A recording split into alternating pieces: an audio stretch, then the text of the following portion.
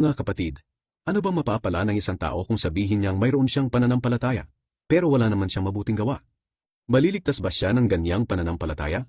Halimbawa, walang maisuot at walang makain ng isang kapatid. At sasabihan mo, pagpalain ka ng Diyos at hindi ka sana ginawin at magutom, pero hindi mo naman siya binigyan ng kailangan niya. May nagawa ba itong mabuti? Ganito rin naman ang pananampalataya. Kung hindi ito kinakikitaan ng mabuting gawa, wala itong kabuluhan. Kung talagang may magsasabi, may pananampalataya ako, at ikaw naman ay may mabuting gawa, ito naman ang isasagot ko. Paano ko makikita ang pananampalataya mo kung wala ka namang mabuting gawa?